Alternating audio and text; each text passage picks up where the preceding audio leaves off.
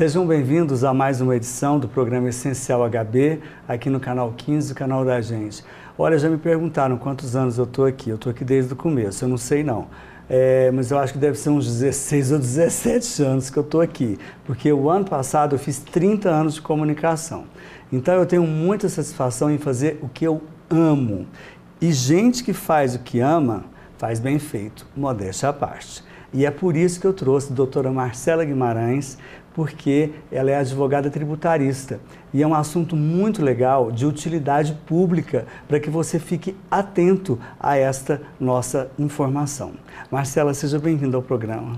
Eu queria dizer que é um prazer, uma satisfação estar aqui, podendo falar um pouquinho do direito tributário, que é tão próximo, mas ao mesmo tempo tão distante de todos, né? E que permeia aí toda a nossa vida, todas as nossas relações, desde quando você compra um produto, quando você tem um veículo, quando você tem um carro.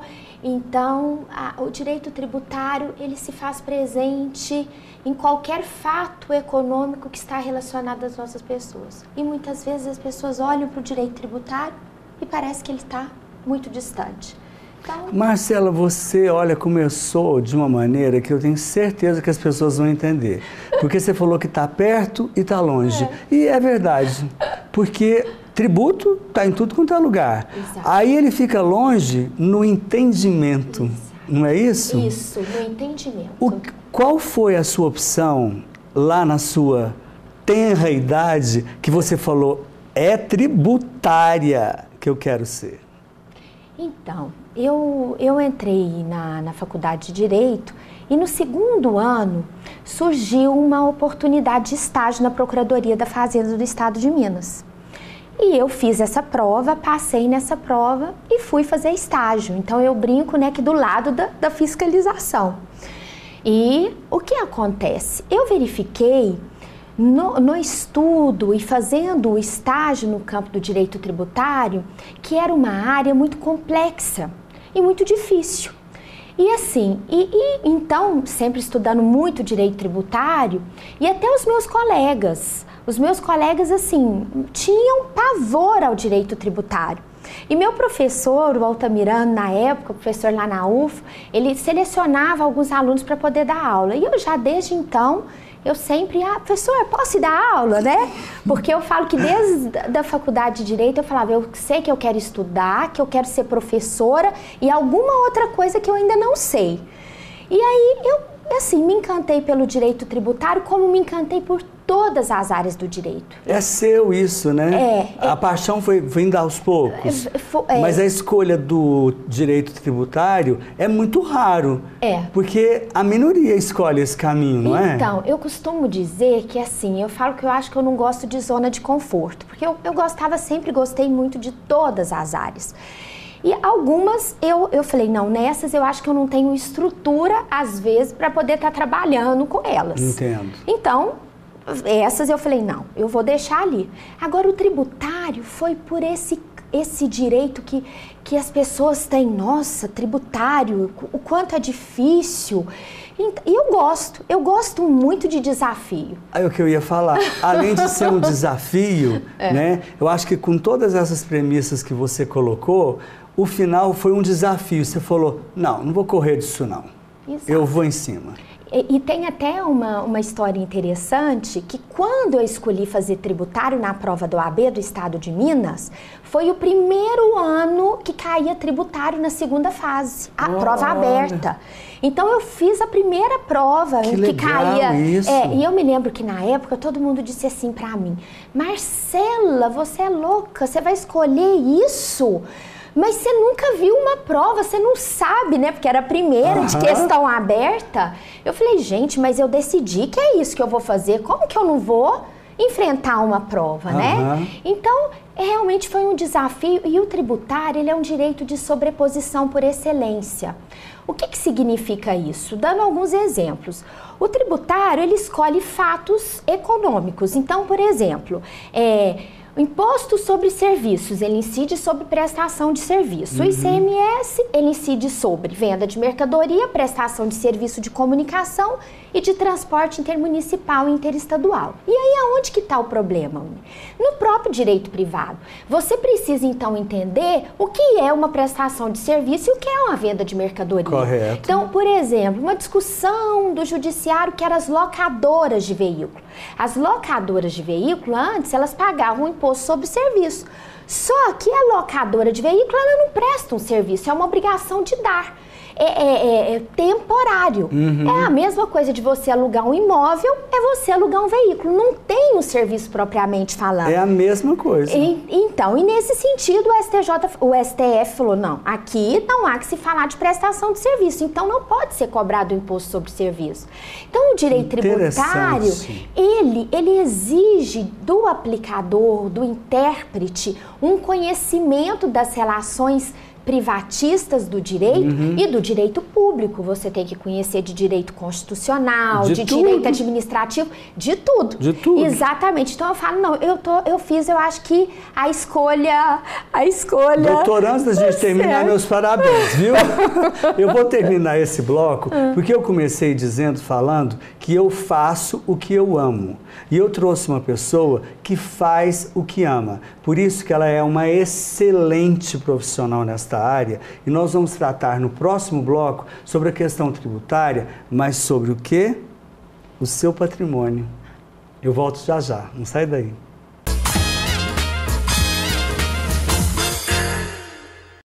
De volta com você na presença da doutora Marcela Guimarães, que tem um escritório maravilhoso lá no UBT.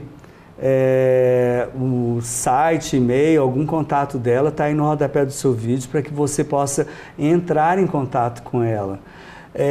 Marcela, sobre essa questão do patrimônio, as pessoas têm comentado muito isso hoje em dia, principalmente a minha faixa etária, após os 50 anos, que a gente se torna pai dos nossos pais e a gente tem que interagir e se interessar por esse assunto. Eu tenho que proteger o meu patrimônio? O que eu tenho que fazer? Então, o que acontece, e que esse assunto agora, ele se torna até relevante por um cenário que nós estamos vivenciando. Nós sabemos da situação do país e o que acontece? Nesse momento, nós temos uma despesa elevadíssima e se não bastasse a nossa carga tributária, que já é por demais acentuada, mas a conta não fecha.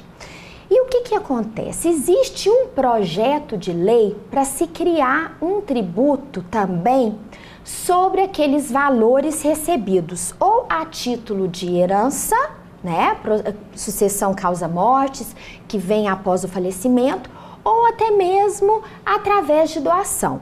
Porque, deixa eu explicar um pouquinho isso para vocês. Eu vou fazer só um parêntese. Preste atenção no começo da fala da Marcela, que existe um projeto de lei. Mas ele não só existe, não. Ele vai ser aplicado. Né, doutora? Então, existe uma possibilidade grande pelo seguinte. Hoje, não teria cabimento, no cenário que nós estamos vivendo, haver um aumento, por exemplo, de ICMS, de PIS e COFINS, de IPI, que são esses tributos indiretos, né? E eu queria também esclarecer a população. As pessoas acham que elas pagam imposto de renda e reclamam às vezes do imposto de renda. Eu costumo dizer que o imposto de renda, ele é um dos menores problemas que nós temos atualmente no Brasil.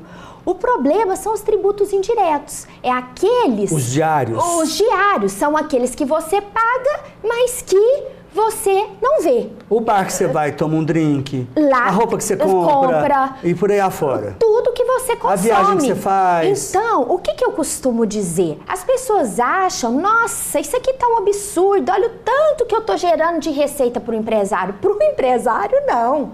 Para o governo. Por isso que a nossa Constituição, desde 88, ela tinha um artigo que é até considerado um direito constitucional, que era toda mercadoria, todo serviço, toda nota fiscal produto, ele deveria constar quanto de carga tributária tem ali incidente, como é nos Estados Unidos. Nos Estados Unidos você compra um produto, tem lá tax. Você sabe exatamente quanto de tributo é incidente.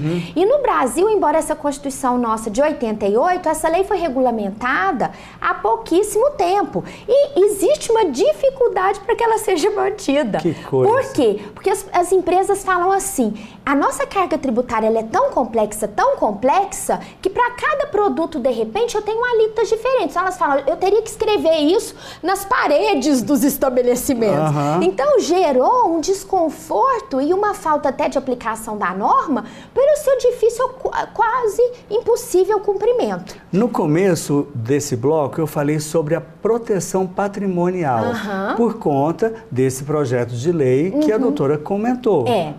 Então, de que maneira que as pessoas que estão nos ouvindo podem agir. Só que isso vai ser no próximo bloco. Tá certo. O break comercial, não sai daí e preste atenção no terceiro e último bloco, que são dicas fantásticas. Até já.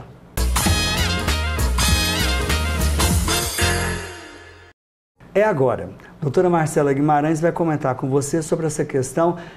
Proteção patrimonial, tá errado eu falar isso? Na verdade, como existe esse projeto de lei que pode justamente aumentar essa tributação nos impostos que é considerados diretos, que é sobre o patrimônio. Correto. E principalmente a questão da herança, o que é importante? Você, de repente, já fazer um planejamento tributário. Antecipar.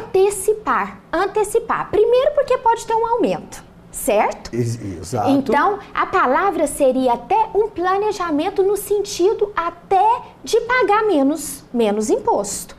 E no sentido também, Ney, de esperar com processo de inventário, além das dores que é uma sucessão, as pessoas têm que estar preocupadas com divisão de patrimônio, custas cartorárias, custas com advogado. Então, de repente, nós só temos uma certeza, infelizmente, na vida, que não vamos durar eternamente. Então, por mais que seja um assunto complicado, eu entendo que quando nós fazemos isso, ainda com esse tempo de amadurecimento, além do benefício econômico que porventura nós possamos ter, né?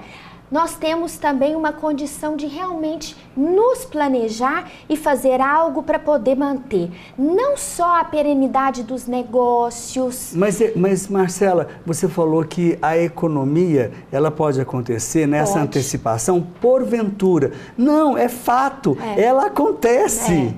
Exato. Né? Então a pessoa ela tem que estar atenta que essa antecipação, além dela pagar menos, né, ela vai ter menos dor, que foi a palavra que você falou, né? Menos problema, menos dor de cabeça. E porque é algo planejado. E tudo que é planejado, você tem tempo de amadurecimento. Então, isso é possível fazer. O combinado não sai caro. Exatamente. E nós não precisamos de aguardar a sucessão causa-morte. Nós temos figuras, isso é perfeitamente permitido perante o ordenamento jurídico. Correto. De nós nos anteciparmos. Marcela, para a gente terminar, eu quero que você leve ao telespectador um conselho, uma sugestão, para que as pessoas tomem atitude, caso não queiram te procurar, mas que procurem outro advogado tributarista, mas que tome atitude. Isso. Eu diria que é muito importante vocês se antever esse processo que é doloroso. Da minha experiência, um processo de sucessão, ele é sempre muito traumático. Porque nós vamos ter que lidar com a perda e vamos ter que lidar com questões que são econômicas e que são difíceis de serem conciliadas naquele momento. Até porque as pessoas estão o quê? Elas estão vivendo emotivas. Aquela dor. E quando a gente está com uma dor, o cérebro, né, o lado racional, ele não funciona como ele deveria. Então, pensando em manter a perenidade, vamos deixar esse momento que é tão difícil realmente para nós eu digo para a família se reunir, mas para um confortar o outro, dar força para o outro e não ter que sentar numa mesa para poder tratar de negócio. Porque já tinha sentado antes. Exatamente. Marcela, muito obrigado, viu? Eu que agradeço. Eu espero que esse recado, essa utilidade pública, essa informação tão importante tenha chegado até você e que você coloque em ação. Muito obrigado a você pela audiência e até a próxima oportunidade.